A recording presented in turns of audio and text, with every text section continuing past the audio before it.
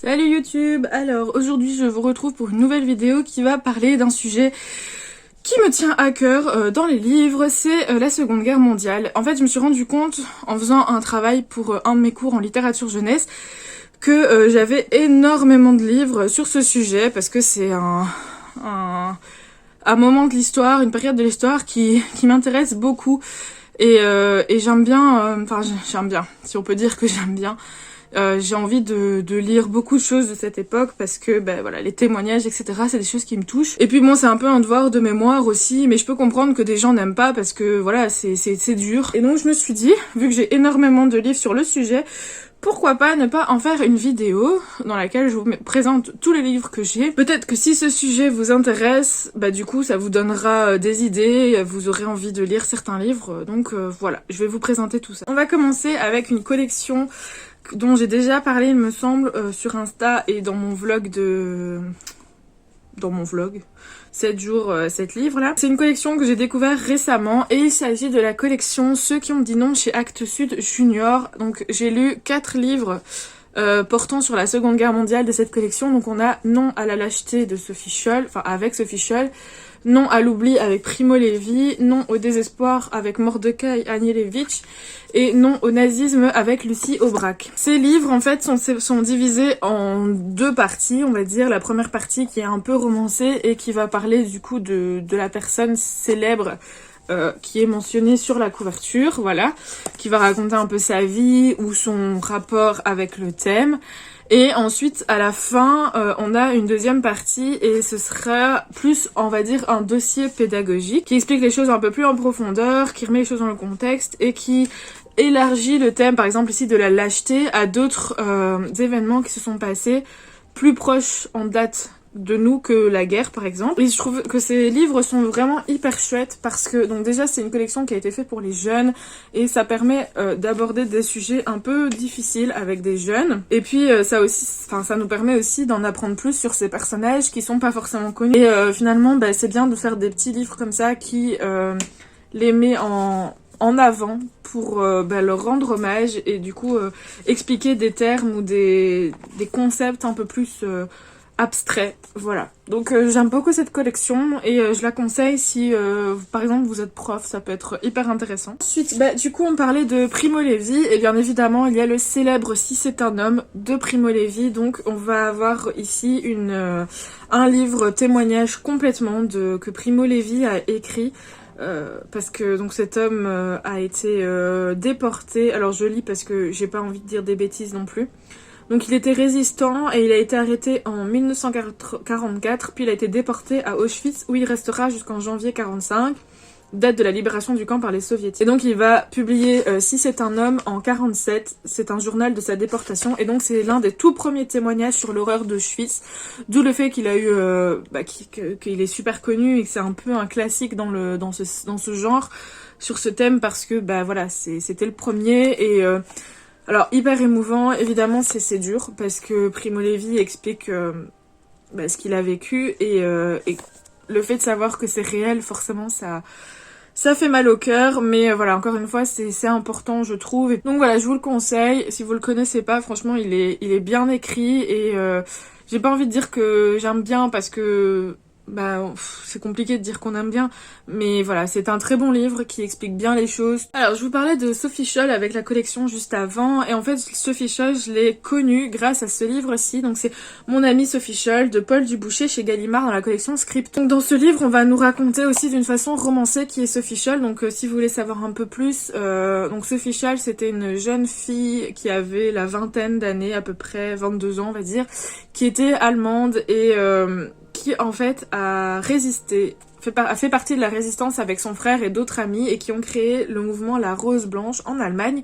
Ils ont résisté en Allemagne et malheureusement ils se sont fait attraper et donc on se doute bien de la fin. Et donc dans ce livre-ci, c'est une façon d'aborder qui est Sophie Scholl et qu'est-ce que la résistance et qu'est-ce que la Rose Blanche pour les enfants, et je l'ai trouvé hyper intéressant. Il est très petit, il fait 140 pages, mais vraiment super intéressant. Et puis encore une fois, c'est rendre hommage à Sophie Scholl et à son frère et aux autres qui ont résisté en Allemagne. Donc ici on va suivre suivre Sophie Scholl et les autres pendant leur résistance par les yeux de Elisa, qui est un personnage totalement fictif, mais qui va tenir un journal intime où elle va expliquer les différentes choses qu'ils font pour résister, qui était Sophie Scholl et les autres, rendre un peu hommage, et voilà, c'était super intéressant. Et puis comme je disais, voilà, c'est important de parler des personnes aussi, de toutes les personnes qui ont résisté à leur façon, et voilà. Donc très bon livre si vous avez, enfin c'est pour les jeunes, et c'est super abordable, donc super. Ensuite, toujours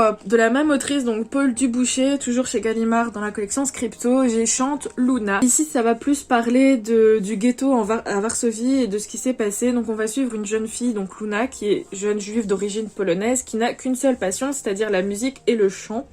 Elle a 14 ans quand les troupes allemandes entrent en Pologne, et bien évidemment on sait bien, la population juive va être enfermée dans le ghetto, et elle va participer à la résistance du ghetto de Varsovie grâce à sa voix et juste avec son envie de vivre, voilà. Et donc là c'est totalement romancé, mais ça nous met clairement dans l'ambiance du ghetto de Varsovie et dans sa résistance et tout. Donc encore une fois, c'est pour les jeunes, donc forcément c'est un peu, c'est pas édulcoré, mais vous voyez ce que je veux dire, c'est adapté quoi.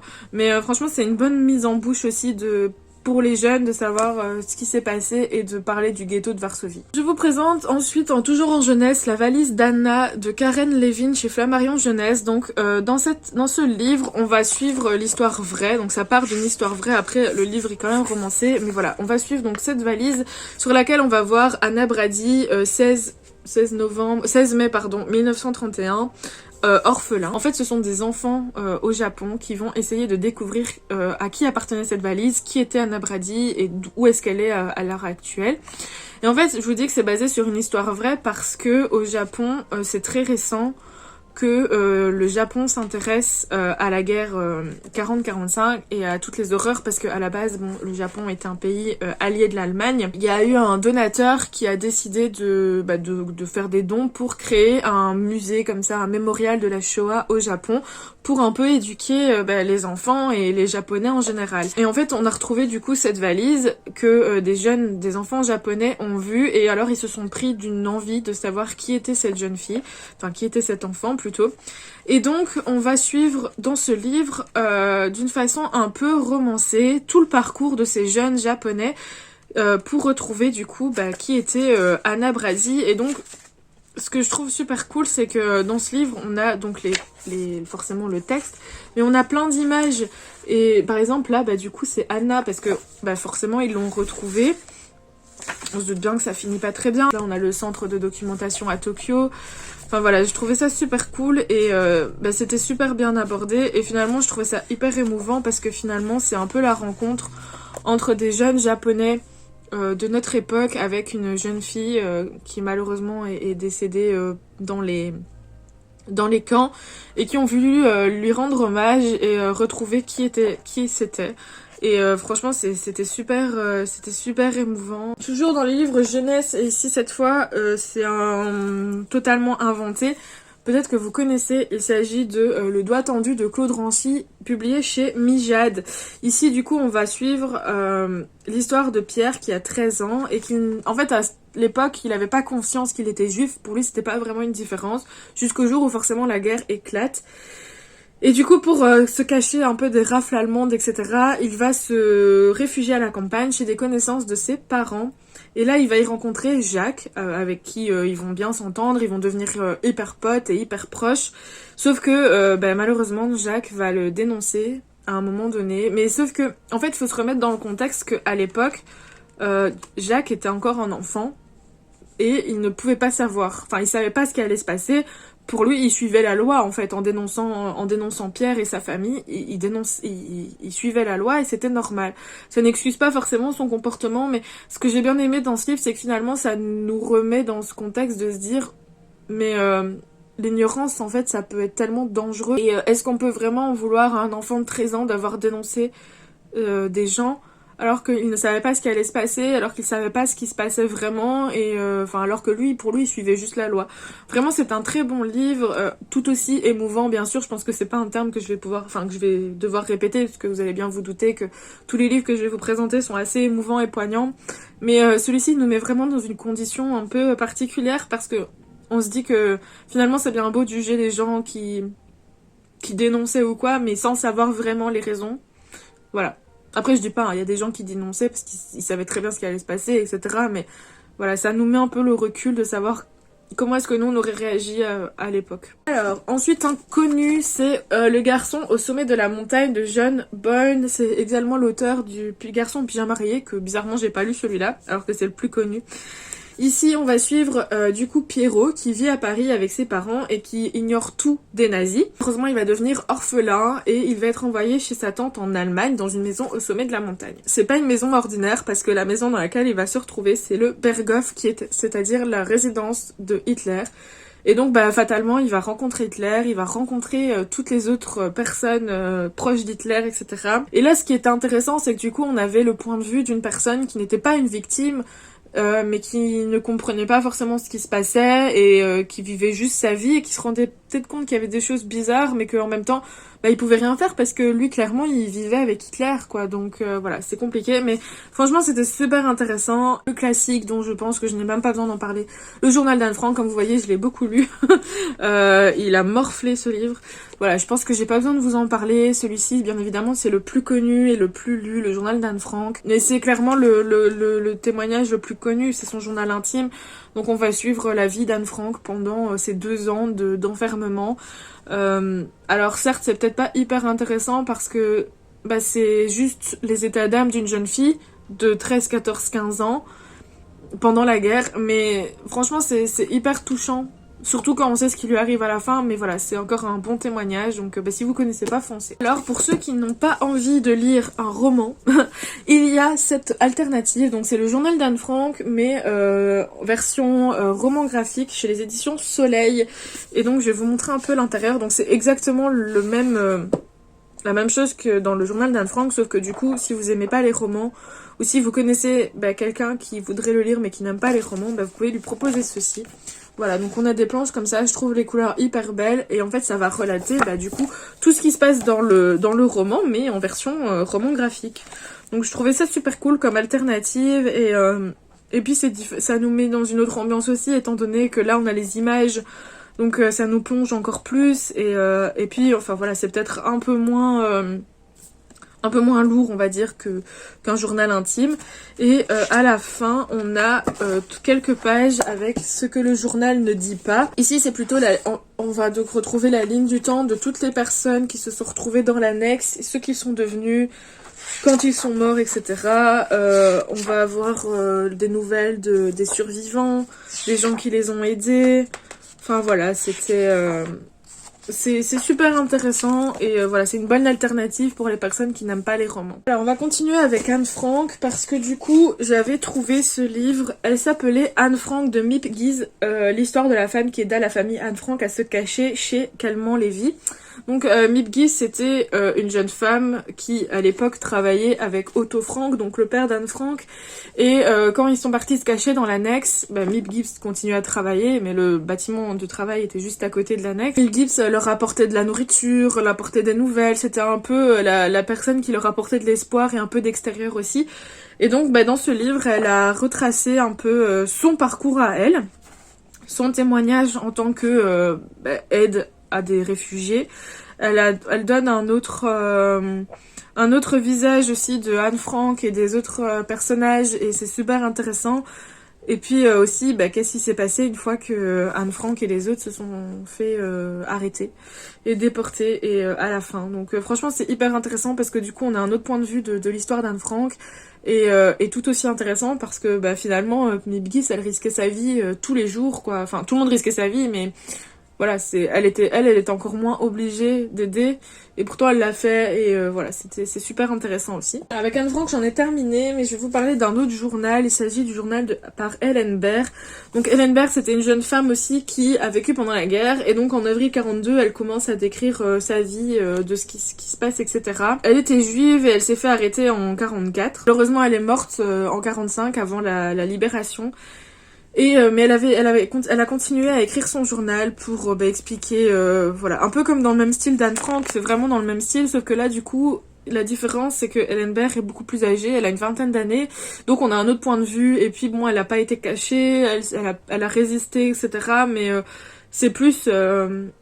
voilà, expliquer son quotidien en tant que jeune juive à Paris. Franchement, c'est super intéressant aussi, donc encore une fois, un bon témoignage. Ici, un peu plus adulte, vu qu'elle est plus âgée, mais vraiment hyper intéressant. Alors, celui-ci, c'est Inconnu à cette adresse de Cressman Taylor. Je pense que celui-ci, il est très connu aussi, donc c'est un petit livre qui fait 87 pages. Donc ici, dans celui-ci, on va suivre deux personnages, donc Martin Schulz et Max Eisenstein, un qui est allemand, habitant en Allemagne, et l'autre qui est un juif américain, et en fait ils sont hyper potes, ils s'aiment beaucoup, et ils sont marchands de tableaux. Donc on va suivre leur correspondance entre 1932 et 1934, au moment où Hitler monte au pouvoir et commence à montrer un peu ses idées par rapport aux juifs. Et donc fatalement on va suivre un peu comment est-ce que Martin, qui est donc un Allemand habitant en Allemagne, va commencer à éprouver de la haine pour son ami parce qu'il est juif. C'est vraiment très poignant aussi, et voilà, c'est assez tragique, je trouve. Mais c'est un très bon livre. Je vais vous montrer maintenant, après je finirai avec les romans parce qu'il y en a quand même encore. Je vais vous montrer maintenant les BD romans graphiques, BD albums que j'ai. Donc la première BD, il s'agit de celui-ci, Les enfants sauvés, 8 histoires de survie. Chez les éditions Delcourt. En fait, dans cette BD, on va avoir... Alors, attendez. On va avoir à chaque fois un enfant, comme ça, qu'on va suivre. Donc ici, par exemple, on a Alik, avec sa photo, une petite description de qui est cette personne. Et ensuite, on va avoir en BD son histoire. Donc, comment est-ce que ça a commencé, comment est-ce qu'il a été déporté, comment est-ce qu'il a terminé, enfin voilà. Et on a ça à chaque fois avec des enfants différents qui viennent, qui sont tous juifs, forcément, mais qui viennent de différents horizons et qui ont un parcours tout à fait différent. Et voilà, c'est hyper touchant parce que, de toute façon, je vais dire que ces mots-là, touchant, émouvant, poignant. C'est hyper émouvant, encore une fois, parce que du coup, là, on suit des enfants, on suit leur histoire sous forme de BD, ce qui est hyper intéressant. C'est vraiment une BD super chouette que je conseille tout le temps. Et à la fin, on a aussi une sorte de dossier pédagogique avec une introduction, les enfants dans la Shoah, comment ça se passait, le sort des juifs de Salonique, le sort des juifs de Pays-Bas, le sauvetage des enfants en France, enfin voilà. Là, on va vraiment se concentrer sur les enfants, sur leur façon de vivre la guerre et leur histoire. Et voilà, j'ai trouvé ça super bien. En plus, les dessins sont hyper beaux de toutes les BD. Et voilà, vraiment, je suis une grande fan. Et encore une fois, c'est un beau témoignage, quoi. Ensuite, celui-ci, je vous en ai parlé dans mon vlog, donc je vais pas trop en revenir. Mais il s'agit du dernier voyage du docteur Corsac et de ses enfants chez les éditions de l'éléphant, des éléphants. Voilà. Donc, c'est un album jeunesse. Très très beau, je trouve, qui va raconter l'histoire du docteur Corsac avec ses enfants. Donc le docteur Corsac, c'était un directeur d'un orphelinat à Varsovie. Encore une fois, on va parler du ghetto. Quand la guerre commence et que les Allemands arrivent en Pologne, le ghetto va être créé, et donc tous ces enfants et le docteur qui sont juifs vont être transférés dans le ghetto. Le docteur va les suivre et va essayer d'instaurer, de garder une part de bonheur et d'espoir et de jeu avec ses enfants pour qu'ils ne sentent pas que c'est tragique ce qui leur arrive et qu'ils ne ressentent pas, la faim, la misère, etc. Vraiment essayer de garder leur âme d'enfant. Au moment où ils vont être déportés pour aller dans les camps, le docteur qui n'était pas obligé va les suivre pour être avec eux jusqu'à la fin. C'est encore une fois, c'est le genre de livre que j'aime bien parce que ça met à l'honneur une personne dont on parle pas énormément et qu'on ne connaît pas et qui pourtant est hyper importante et a fait des choses incroyables. Et enfin, le dernier album BD, c'est plus un album, du coup un album documentaire, il s'agit de Lettres de jeunes résistants, j'aurais voulu vivre, des éditions Mango. Donc ici dans cet album, on va avoir des lettres de jeunes résistants qu'ils vont écrire à leurs proches avant d'être tués, d'être fusillés, parce que étant donné que c'était des résistants, ils se sont fait prendre et voilà, ils ont le droit d'écrire quand même une lettre. Donc ce qui est super bien, c'est que donc on a à chaque fois la lettre retranscrite, la version papier et des images, des photos de ces jeunes, voilà. Et enfin, c'est d'autant plus... C'est d'autant plus émouvant parce que c'est les derniers mots de ces jeunes qui ont entre 20 et 25 ans, même 17, entre 17 et 25 ans, ces mots de ces jeunes qui savent qu'ils vont à la mort mais qui se sont battus. On a envie de se dire que c'est tragique et que c'est hyper triste et tout, mais en même temps quand on lit ces lettres, on peut pas être triste parce que il y a plein d'espoir et ils savent pourquoi ils meurent, pourquoi est-ce que ils donnent leur vie pour leur pays, pour leurs valeurs, et ils sont pleins d'espoir et ils rassurent leurs parents. Et alors oui, c'est hyper émouvant, mais en même temps, on peut que les admirer, en fait, la force qu'ils ont, le courage qu'ils ont, et ouais, non, c'est super beau, et c'est très adapté aussi pour les jeunes. Ça, encore une fois, ça permet de connaître des gens dont on ne parle pas en général, et qui pourtant ont fait beaucoup pour la résistance, qui ont donné leur vie, donc c'est hyper important. Et puis ça met plein d'espoir, je trouve. Enfin voilà, c'est un très bel album.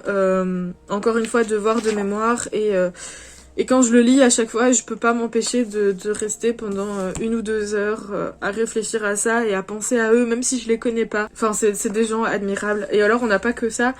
On a aussi des chansons ou des dessins qui ont été retrouvés dans les camps par des femmes, écrites ou dessinées par des femmes, et donc on a ça aussi. C'est juste incroyable. Alors, il me reste 4 romans. Le roman que j'ai terminé il y a très récemment, que j'en ai parlé aussi dans mon vlog, ici c'est L'homme qui mit fin à l'histoire de Ken Liu. Je vais pas trop en reparler parce que j'en parle dans mon vlog, mais on va suivre l'histoire de l'unité 731 en Mandchourie, donc dans la province chinoise du Manchukuo, et on va suivre un peu ce qui s'est passé pendant la Seconde Guerre mondiale, les atrocités qui sont faites sur les habitants chinois de cet endroit-là. Enfin voilà, c'était super intéressant, mais c'était très dur comme lecture, et en même temps, encore une fois, en tant que personne habitant en Europe, je me concentre forcément sur ce qui s'est passé autour de moi, parce que c'est quelque chose qui me touche le plus vu que c'est près de chez moi.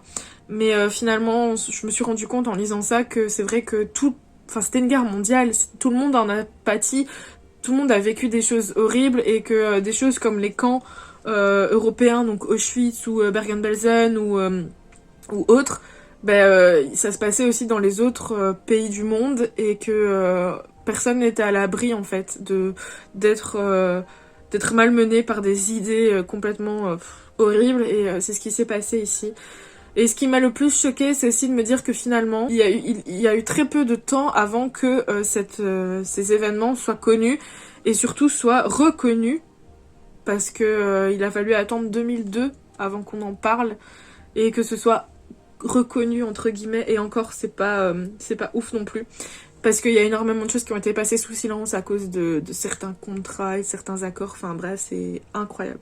Mais super intéressant ce livre aussi. Alors, je vais vous parler de celui-ci maintenant, Le Ring de la Mort de Jean-Jacques Greff. Donc ça, c'est un livre que j'ai lu il y a très longtemps. Je sais plus si c'est une histoire vraie. Ça, par contre, vraiment, je sais plus du tout. Mais ça va raconter l'histoire de Moshe, qui donc encore une fois qui va être en plein milieu de la guerre. En 1940, et en fait dès son plus jeune âge, Moshe va apprendre à se battre, parce qu'il vit dans des quartiers assez compliqués de Varsovie. Il va se transformer en Maurice, donc il va changer son nom pour devenir Maurice, et il va commencer à pratiquer la boxe en amateur. Ensuite, la guerre va commencer, et donc, encore une fois, les nazis vont arriver un peu partout, et donc Maurice, il va être déporté à Auschwitz. Sauf qu'il va avoir un peu de chance dans son malheur, parce que les SS, ils adorent la boxe, et quand ils apprennent que Maurice est boxeur, même si c'est qu'un boxeur amateur, ils vont l'utiliser pour faire des combats le soir, et en fait, c'est du divertissement pour eux. Ils vont faire combattre deux juifs déportés ensemble, et ça va les régaler de voir des gens se battre, et en fait ça va jusqu'à la mort. Maurice va avoir cette question de se dire, est-ce que je me bats contre un camarade jusqu'à la mort, ou alors je refuse au risque de moi mourir. Et donc on est vraiment dans ce côté moi avant ou les autres avant, enfin vous voyez cette envie de survivre, mais en même temps on peut pas tuer les autres, et j'ai trouvé ça super poignant. Enfin voilà, ça fait longtemps que je l'ai lu, mais je sais que ce livre m'avait retourné le cerveau, et que je l'avais trouvé vraiment hyper dur mais hyper poignant, et en même temps, encore une fois, on peut pas juger les actes de Maurice, parce que on peut pas savoir comment nous on aurait réagi. Un autre livre qui m'a vraiment retourné le cerveau, ici c'est un peu plus adulte, c'est La mort est mon métier de Robert Merle. La mort est mon métier, ça va parler d'une histoire vraie encore, d'un témoignage que Robert Merle a recueilli. En fait, il a interrogé Rudolf Höss, qui était commandant du camp d'Auschwitz. On va avoir ici l'histoire de ce Rudolf Höss, mais romancée sous le nom de Rudolf Lang. Et en fait, ce qu'il faut savoir, c'est que Rudolf Höss, c'est celui qui a trouvé la solution finale, dans le sens où c'est lui qui a qui a trouvé le gaz qui a permis de gazer des millions de juifs. L'histoire de cet homme, de sa naissance jusqu'à son procès, sa mort, etc. Et c'était hyper intéressant parce que, encore une fois, là, on est du côté du méchant. Et en fait, on se rend compte avec ce livre que finalement, tout ce que Rudolf Lang, donc le personnage principal de ce livre, fait, c'est pas par méchanceté ou c'est pas par conviction personnelle, c'est juste parce qu'il avait pas le choix. On lui donnait cet ordre et lui il obéissait comme, je sais pas, un élève obéit à un prof ou autre, vous voyez, c'est un peu le côté de l'obéissance dans ce livre qui est traité et c'était super intéressant. Franchement, je vous le conseille parce que encore une fois, il retourne un peu la tête et puis c'est rare d'avoir des livres du côté nazi, allemand, etc. Et malgré tout, c'est intéressant parce qu'on en apprend beaucoup, même si c'est horrible, hein.